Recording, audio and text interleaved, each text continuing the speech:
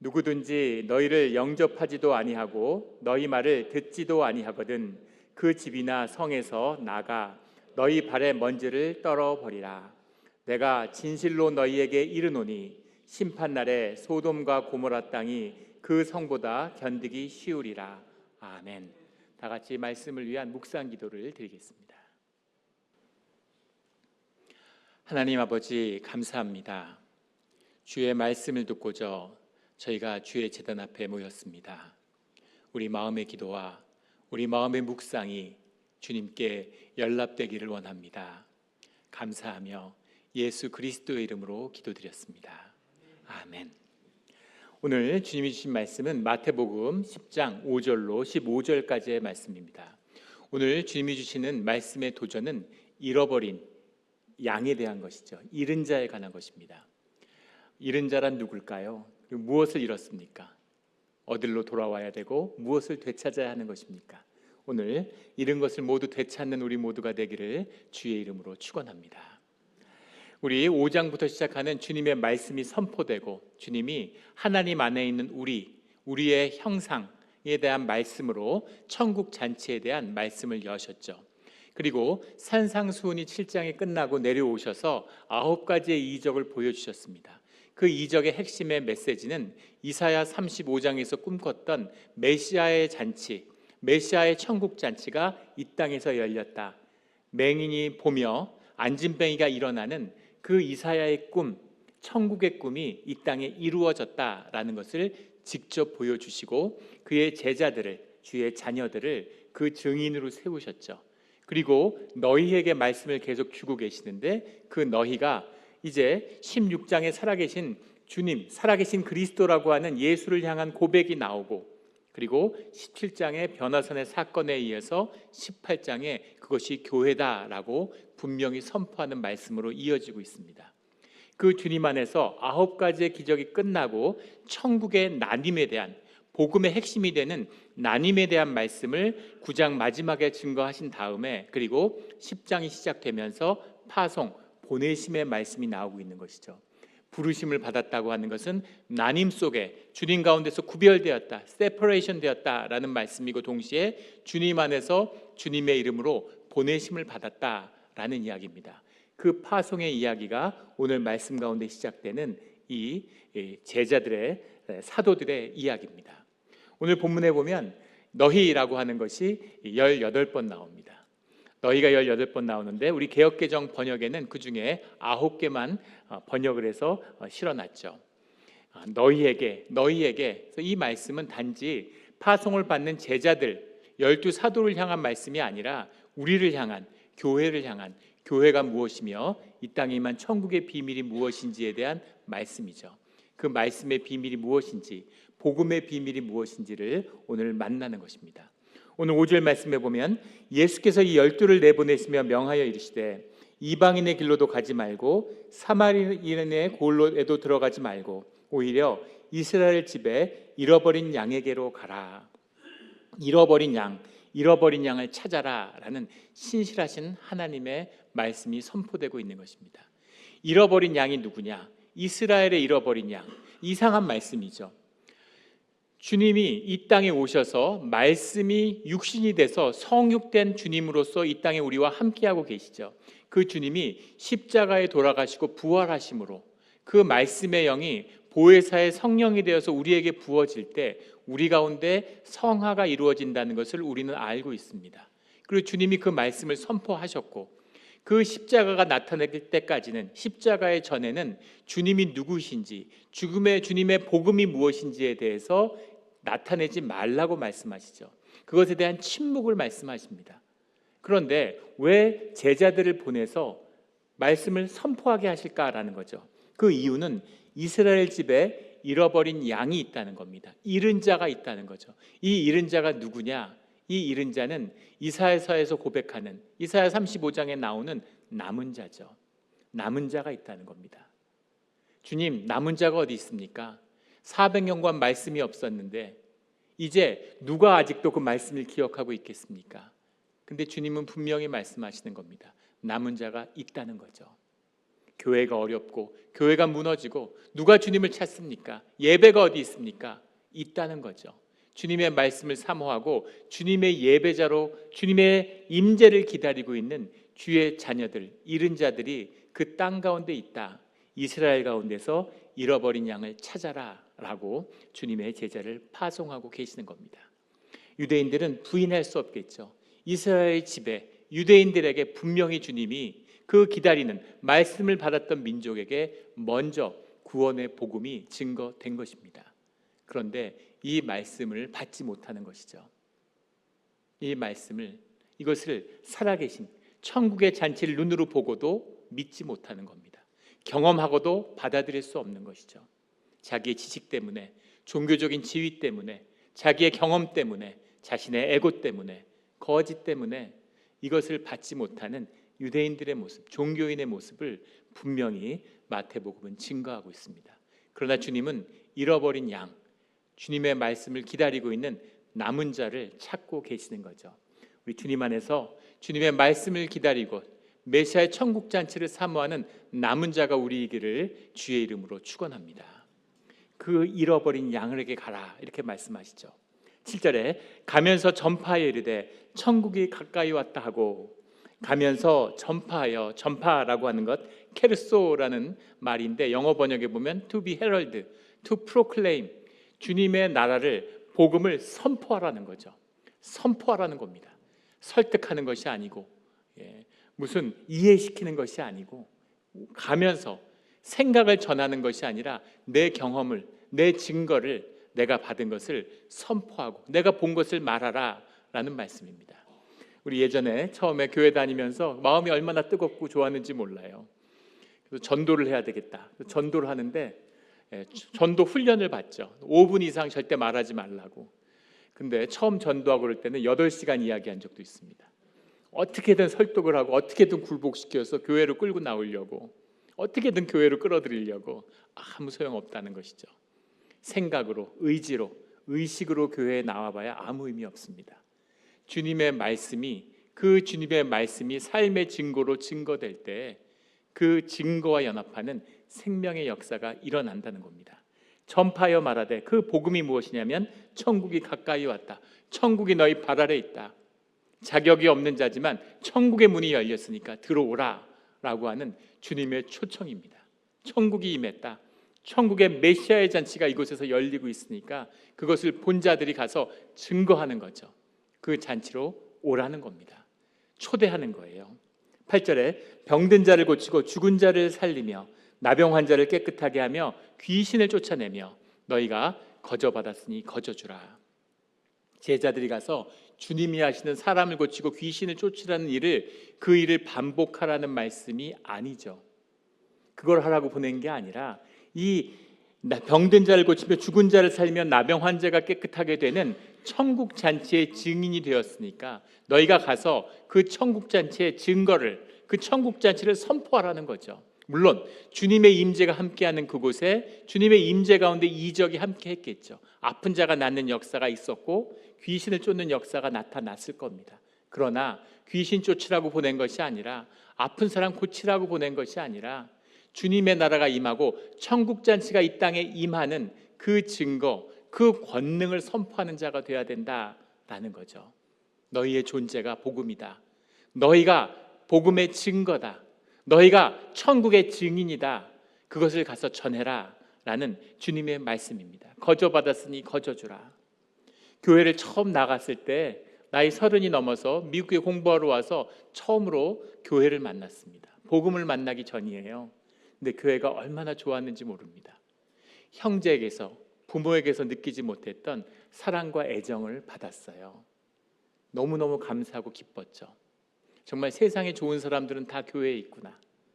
그런데 도대체 이 사람들은 뭐가 특별해서, 이 사람들의 선함은, 이 사람들의 자원함은, 이 사람들 안에 있는 그 평안함은 도대체 어디서 왔을까? 그게 너무 궁금했습니다.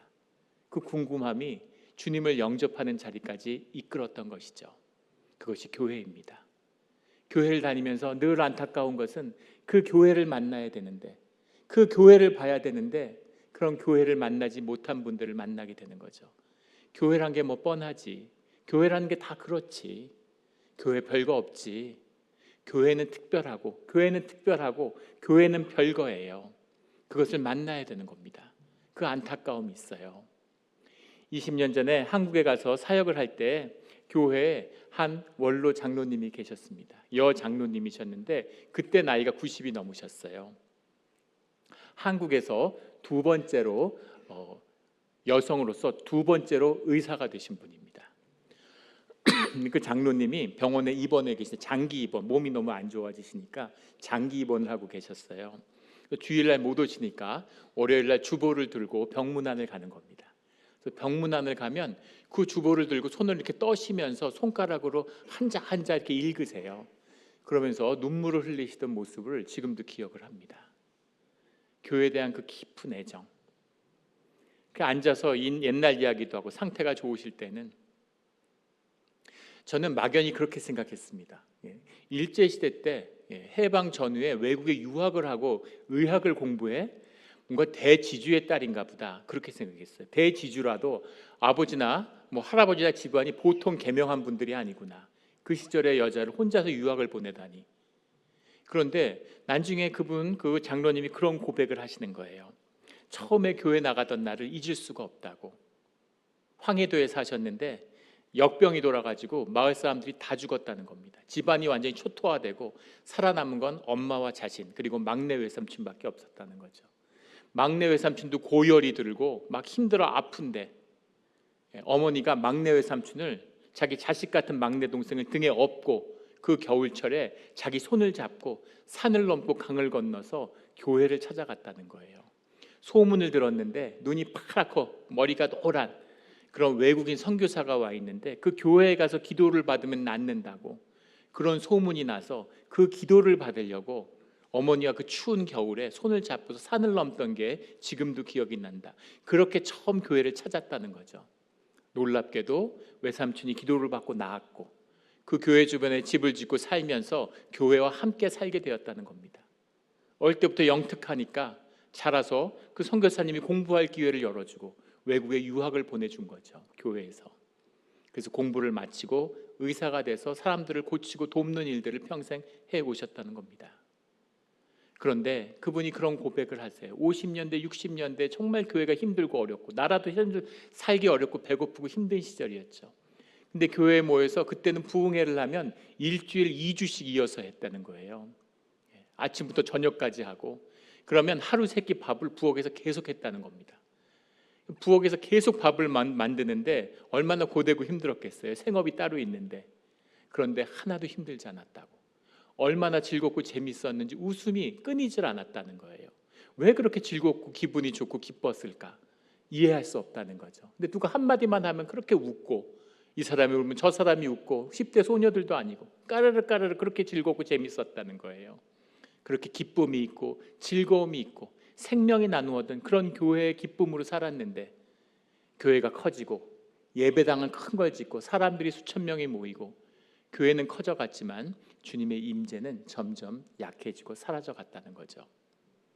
90년대 언저리 교회가 부흥하고 성장했다고 다 박수를 칠 때인데 어느 순간부터인가 예배 때 주님의 임재를 더 이상 만날 수 없었다는 겁니다.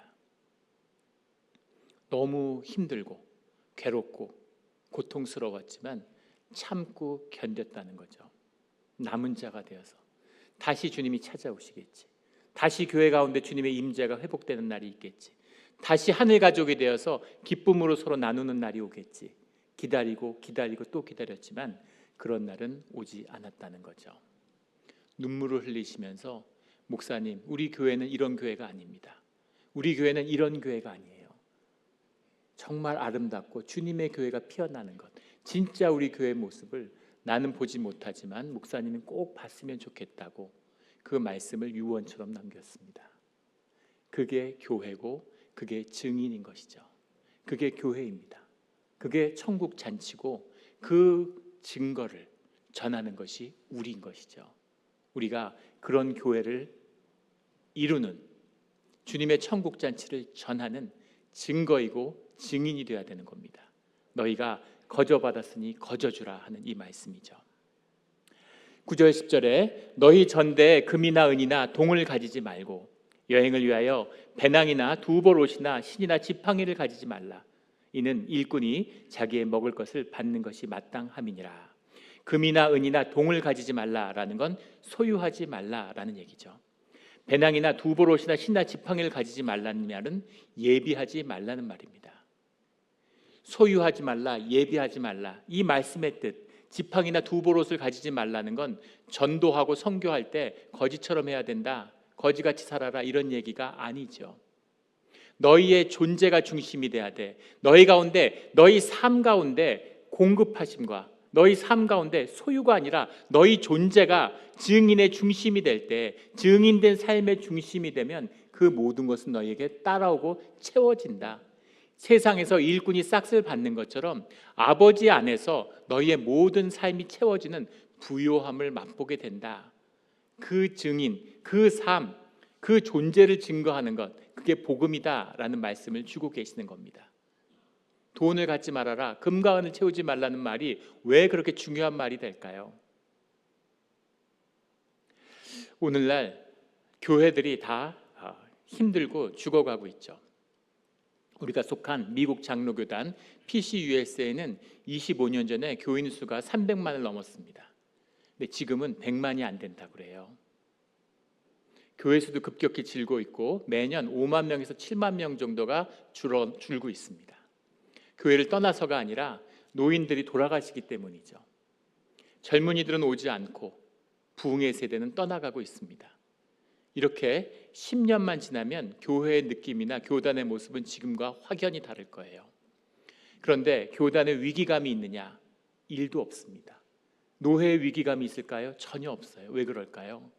돈이 넘쳐나기 때문입니다. 교회가 계속 문을 닫고 건물을 계속 파니까 돈이 끊임없이 들어와요. 몇십 빌리언이, 50 빌리언이 노회에 연금국에 쌓여 있습니다. 그걸 투자하고 전무후무한 이런 자산의 부흥기잖아요. 자산 인플레이션 시대에 살고 있는 그 돈이 계속 불어나는 겁니다. 돈이 채워지니까, 돈이 쌓여가니까 아무 어려움을, 아무 두려움을 못 느끼고 있는 거죠. 중심이 돈에 있기 때문입니다.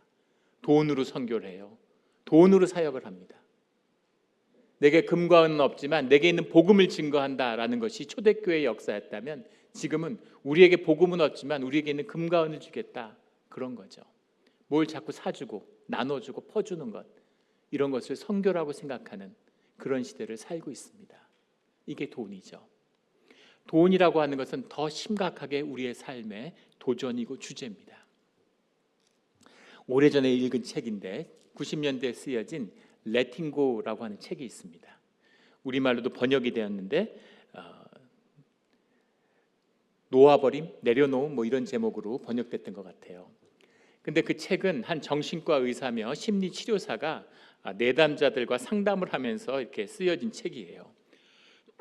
많은 사람들이 정신적인 어려움을 겪고 심리치료를 받게 되는데 그분들이 심리적인 어려움을 겪는 중심에 돈 문제가 있다는 겁니다. 당연하겠죠. 돈이 삶의 중심이고 돈으로 사는데 왜 돈 때문에 마음이 어렵지 않겠어요? 근데 그분들이 와서 자기의 삶의 어려움과 심리적인 어려움이 사실은 돈이 없기 때문이라고 생각한다는 거죠. 그래서 그분들에게 심리 치료를 하는데 돈의 문제를 놓고서 돈이 있으면 뭘 원하는지, 돈을 가지고 구하는 게 뭔지, 왜 돈을 원하는지를 적는다는 겁니다. 그걸 적고 나서 그 돈으로 구하는 것에 대해서 가지는 긍정적인 감정과 그것을 구하는 데 있어서 내가 느끼는 부정적인 것이 있다면, 감정이 있다면 그게 무엇인지를 적으면서, 하나하나 적으면서 왜 돈이 내 삶에 그토록 타격을 주는지를 분석한다는 거예요. 결론은 무엇이냐면 사람들이 돈을 가지고 돈 문제 때문에 힘들어하는데 실제로 돈 자체를 구하는 사람은 없다는 것이죠. 돈을 구하는 것이 아니라 돈으로 얻을 수 있는, 돈이라는 것은 그냥 가치의 표상일 뿐이지 돈을 통해 얻고 싶은 게 있는 거죠. 그럼 무엇을 얻고 싶은가? 돈을 통해서 존중받고 싶어 한다는 겁니다. 돈을 통해서 자존감을 높이고 싶다는 거죠. 돈을 통해서 삶이 가치 있다는 걸 느끼고 싶어 한다는 겁니다. 세상이 무시하니까, 세상이 짓밟으니까, 돈 없다고 무시하고 돈 없다고 멸시하니까, 돈이 있으면 가치 있는 인생인 것처럼, 돈을 벌었으면 가치 있는 삶을 산 것처럼, 돈이 있으면 중요한 사람인 것처럼 존중받으니까 그 존중받는 그 자존감을 얻고 싶기 때문이라는 거죠. 그런데 문제는 아무리 돈을 가져도 그런 것을 얻을 수 없다는 거죠. 그러면서 한 사람의 경우를 소개합니다. 90년대 뉴저지인데 거기에 살고 있는 사람이 5천만 불의 순 자산을 가지고 있어요. 지금 5억 불, 10억 불보다도 크게 느껴졌을 겁니다. 그런 큰 자산을 가지고 있는 사람인데 투자를 하다가 8천만 불을 잃었대요. 근데 이 사람이 우울증에 시달리다가 나중에 공황장애가 오고 정상적인 삶을 살기가 어려워지는 거죠. 이상하지 않습니까? 아직 4,200만 불이 있잖아요. 800만 불이 뭐 대수예요. 그걸 그 사람이 모르겠습니까? 알죠. 800만 불 그까짓 거 아무것도 아니 4,200만 불이 있고 더 불려도 되는데, 그런데 그 심리적인 데미지를 극복할 수가 없는 거죠. 왜냐하면 돈이 나이기 때문입니다. 내 가치가 돈이기 때문이에요. 그 상실이 정말로 나를 아프게 하고 나를 정말로 속상하게 하기 때문이죠. 돈을 벌면 기운이 나고 돈을 벌면 생기가 돌아요. 근데 돈이 적어지면 기운이 없고, 돈이 없으면 의기소침해지고, 돈이 없으면 자신감을 잃고 자존감이 낮아지는 겁니다. 그래서 돈이 필요한 거죠. 그런데 문제는 내가 돈이 있어서 나를 존중하지만 그건 나를 존중하는 게 아니라 돈을 존중하는 거죠. 내가 가진 돈을 존중해 주는 겁니다. 그래서 그 거짓의 진실이 무엇인지를 나는 알고 있죠. 내가 아무리 돈을 가져도 사람들이 결코 나를 높여주거나 가치 있거나 의미 있는 존재로 받아들이지 않는다는 것을. 그래서 결론은 역설적이게도 사실은 돈을 통해서 얻고자 하는 것은 얻을 수 없고, 돈을 통해서 얻고자 하는 것은 돈 없이도 지금 얻을 수 있다는 겁니다. 이게 돈의 문제죠. 그럼 문제는 무엇이냐? 우리가 돈에 쏟고 있기 때문이죠. 더 정확히 얘기하면 돈에 쏟은 것이 아니라 주님은 우리를 세상에 가치 있고 의미 있고 다스리는 왕과 같은 존재로 보냈는데, 주님이 천사를 만들어서 사람을 잘 섬기라고 보냈는데 천사가 사람을 섬기기를 거부하는 겁니다. 그리고 자기가 왕 노릇하면서 사람을 자기의 종으로 만드는 거죠. 그걸 우리가 사탄 마귀라고 부릅니다. 사단에 속으면 세상 가치의 종 노릇하면서 나를 증명하기 위해서, 나를 만들기 위해서 일생을 땀 흘려 가시덤불 엉키를 거두는 허무함의 종 노릇하는 종살이를 할 수밖에 없는 겁니다. 그 거짓에 넘어갈 때, 사단에 속아서 선악과를 먹을 때 주님은 말씀하시죠. 너는 정녕 죽으리라. 그런데 마귀는 얘기합니다. 결코 죽지 않으리라. 현상을 바라보고 살아가는 사람, 그 사람한테는 현상이 전부죠. 절대 죽지 않아. 그런데 주님은 죽음을 바라봐. 죽음을 마주해야 그래야 너희 생명이 살아나고 생명을 누릴 수 있다라고 말씀하시는 겁니다. 현상을 쫓는 자는, 죽음을 두려워하고 외면하는 자는, 영원히 살 수 있을 것처럼 살고 싶은 사람은 결국은 세상의 종살이를 하고 거짓으로 살 수밖에 없는 거죠. 돈에 내 권세를 넘겨주는 순간, 돈이 내 가치를 표현한다고 내가 돈에게 권세를 넘겨주는 순간 내 존재는 끝장난 겁니다. 내 인생은 끝장난 거죠. 그게 죽음이에요. 그게 살아서 죽는 것입니다.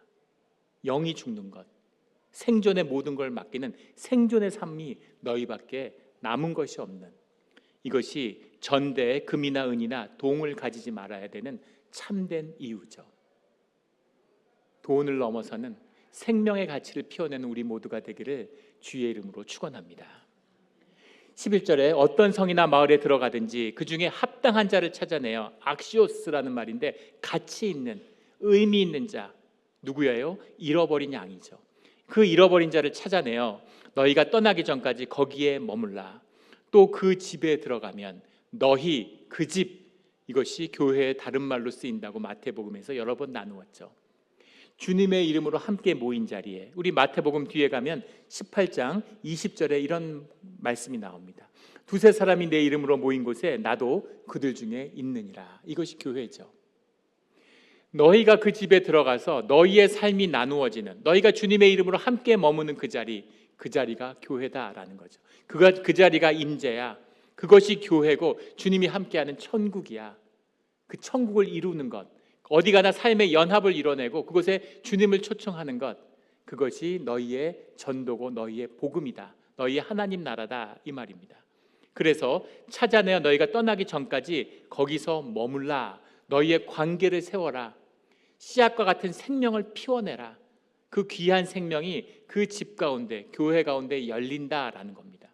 그 생명의 존귀함, 진짜가 되면 너희의 삶의 진실이 하나님의 임재가 너희의 인격이 돼. 그래서 주님을 너희의 삶으로, 너희의 인격으로 나누게 된다라는 말입니다. 주님의 임재를 경험한 사람만이, 복음을 사는 사람만이 이해할 수 있는 말씀이죠. 너희가 얼마나 존귀한 존재인지, 어떻게 복음이 너희의 인격이 되고 너희의 삶이 되는지를 너희가 교회를 이루어 함께 살아가는데 나타나게 되고 맛보게 되고 누리게 된다라는 말씀입니다. 12절에 그 말씀의 표현이 그 집에 들어가면서 평안하기를 빌라. 아스파사스테라는 말인데 샬롬이죠. 유대인들은 만나면 샬롬하고 인사하는 겁니다. 굿모닝, 굿 이브닝 이런 거죠. 굿모닝 한다고 모닝이 굿해집니까? 그런데 너희가 굿모닝 이렇게 얘기하면 굿해진다는 거예요. 이것이 복음이다. 이것이 생명이다 라고 얘기하는 거죠. 너희가 샬롬이라고 평안을 구하면 그곳에 평안이 임해. 평안이 임한다는 건 무슨 말이냐면 주님이 그곳에 함께 한다는 얘기입니다. 너희가 평안을 빌면 땅의 저주가 축복으로 변해, 하늘의 축복으로. 너희가 평안을 빌면 그 안에 묶여있는 그 모든 경험에 그 저주와 엉킴이, 그 굴레를 그 사람들이 벗게 돼. 너희가 평안을 임하면 그곳에 하나님의 부요함과 하나님의 공급하심이 임해. 그것이 너희가 들고 있는, 너희의 존재가 갖고 있는 복음이다. 그게 교회야 라고 말씀하고 있는 거죠. 평안하기를 빌라. 그 집이 이에 합당하면 너희의 빈 평안이 거기에 임할 것이요, 만일 합당하지 아니하면 그 평안이 너희에게 돌아올 것이라. 그 평안을 나누는 것이다. 그 임재를 나누는 것이다. 그것이 교회다. 삶으로 나누어지는. 그래서 너희는 교제하는 거야. 그래서 너희는 연합하는 거야. 그래서 너희는 가족을 이루어야 되는 거야. 그러면 인격으로 주님을 나누게 돼. 인격으로 평안을 누리게 돼. 그 말씀을 주고 계시는 거죠. 더 놀라운 말씀을 14절에 하십니다. 누구든지 너희를 영접하지도 아니하고 너희 말을 듣지도 아니하거든 그 집에서 성에서 나가 너희의 발에 먼지를 떨어버리라. 유대인이니까 이렇게 표현하시는 거죠. 먼지를 떨어버리라. 한국 사람이면 나가서 소금을 뿌려, 굵은 소금을 확 뿌려버리고 뒤도 돌아보지 마, 이렇게 말씀하셨겠죠. 마태복음 18장 18절에 가면 주님이 이런 말씀을 하세요. 너희가 땅에서 매면 하늘에서도 매일 것이요, 무엇이든지 땅에서 풀면 하늘에서도 풀리리라. 이 말씀입니다. 너희가 하나님과 하나 된 교회를 이루면 천국 권세가 너희 가운데 있어. 너희가 삶의 주도권, 세상을 다스리는 권세가 너희 가운데 있어. 너희가 풀면 풀리고 너희가 묶으면 묶는 거야. 그래서 너희를 영접하지 않고 너희를 거절하는 자들, 그런 자들은 이미 심판을 받는 것이다. 이 말씀이죠. 15절에 내가 진실로 너희에게 이르노니 심판날에 소돔과 고모라 땅이 그 성보다 견디기 쉬우리라. 이 제자들이 무엇인데, 주의 자녀들이 무엇인데 그들을 영접하지 않았다고 심판날에 소돔과 고모라는 모든 악의 대명사잖아요. 그런데 그 악보다 너희를 영접하지 않는 것이 더 큰 죄가 될 것이다. 이 말씀의 비밀이 무엇입니까? 너희는 주님과 함께하는 천국이야. 천국의 나님이 너희에게 달려있다. 천국을 거부하는 자, 주님의 임재를 거부하는 자, 예배를 거부하는 자들, 그런 자들은 구원받을 수 없죠. 죄를 용서하고 죄를 사하시는 분이 주님이신데 주님을 거부하는데 어디서 용서를 받고 무엇을 용서받겠습니까? 그래서 너희를 영접하지 않는 자들은 천국의 나님, 그 나님 가운데 이를 가는 자들, 심판의 자들이 된다라는 말씀입니다. 그것이 우리를 부르심 속에 있는 우리의 모습, 우리의 존재예요. 그런 교회를 믿으십니까? 그런 교회가 진짜 가능하겠습니까? 더 가슴 아픈 것은 이 기회가, 내가 살아온 내 삶의 경험, 그게 다인가요? 나의 부모, 나의 조부모, 나의 조상들, 심리학자들은 나의 모든 조상들이 내 등 뒤에 서 있다고 하죠. 그 모든 삶의 굴레와 멍에를 내가 메고 있습니다. 그걸 어떻게 끊을 수 있을까요? 더 가슴 아픈 건 그 멍에를, 그 카르마를, 그 업보를 끊을 수 있는 기회가 단 한 번밖에 없다는 것입니다. 삶이 반복되지 않아요. 이것이 우리의 삶과 생명의 절대성입니다. 고린도 후서 6장 2절에는 이런 말씀이 나오죠. 보라 지금은 은혜를 받을 때요, 보라 지금은 구원의 날짜로다. 지금은 은혜 받을 때요, 지금은 구원의 날이로다. 지금이에요. 우리가 다 알아요. 천국이 좋고 아름다운 그런 천국을 기대하는 마음이 있죠. 우리 안에 선하고 아름다우신 것이 있다는 것을 알아요. 그런데 그걸 살지 못합니다. 마귀가 이렇게 얘기하죠. 야, 정말 좋은 얘기야. 정말 아름다운 얘기야. 근데 지금은 아니야. 그런 때가 오겠지. 네가 지금 취직해야지 교회 봉사할 때냐? 네가 지금 공부해서 대학 입시 준비할 때지. 네가 지금 예배할 때니? 그런 좋은 때가 와. 너가 직장도 갖고 집도 생기고 장가도 가고 아이들도 잘 키우고 자리 잡고 좋은 시절이 오면, 그럼 네가 봉사도 할 수 있고 선행도 베풀 수 있고 좋은 때가 올 거야. 그런데 그런 때는 오지 않습니다. 그런 때는 오지 않아요. 그런 때는 언제 오냐면 지금 오는 겁니다. 지금이 은혜의 때고 지금이 구원의 때인 거죠. 지금 받아야 되는 거예요. 지금 받는 것이 복음이고 지금 받는 게 구원입니다. 지금 구원받는 우리 모두가 되기를 주의 이름으로 축원합니다. 주님이 보내시는, 산상수부터 말씀하시는 하나님의 우리, 하나님의 형상으로 만든 너희가 어떤 존재인지를 알아야 돼. 왜 그것을 가져다가 세상에 그 값싼 껍데기를 만드는, 세상이 평가하는 나, 거기서 인정받고 싶어서 무슨 학교 나왔니? 무슨 직업 가졌니? 부모가 누구니? 무슨 집에 사니? 그런 걸 만들려고 일생을 종노릇 했던 것 아닙니까? 그걸 끊고 네가 얼마나 존귀한 자인지를, 네가 네 가치를 만들지 않아도 너는 날 때부터 귀하고 존귀한 자야. 너의 너됨을 사는 것이 너에게 최고의 축복이다. 그런 나는 누굴까요? 그런 나는 누구입니까? 난 도대체 어떤 사람입니까? 그 나에 대해서 성경은 이렇게 우리에게 알려주고 있죠. 나는 누구입니까? 나는 누구이냐면 나는 하나님의 자녀입니다. 나는 하나님의, 예수님의 친구죠. 우리 여기 띄워주셨나요? 예, 우리 준비된 화면 일부에는 바로 띄워주셨는데 우리 방송실에서 나는 하나님의 자녀고, 나는 예수님의 친구고, 나는 예수님과 한 몸이고, 나는 거룩한 자고, 나는 죄로부터 완전히 용서됨을 받은 자고, 나는 천국 시민이고, 나는 영원한 완전한 자유자입니다. 이게 다가 아니죠. 나는 하나님의 걸작품이에요. 나는 빛과 소금입니다. 나는 주님의 증인이 돼요. 나는 어딜 가나 화목해 하는 자입니다. 나는 하나님의 동역자예요. 나는 천국의 주님과 함께 보좌에 앉을 사람입니다. 나는 주님 안에서 모든 것에 능한 자죠. 그게 누구입니까? 그게 나예요. 주님의 부르심을 받은 자, 주님 안에서 보내심을 받은 자, 주님의 천국 잔치에 참여하는 자, 주님의 증인이 된 자, 복음을 사는 나입니다. 그 나를 향해서 주님이 말씀하고 계시는 것이죠.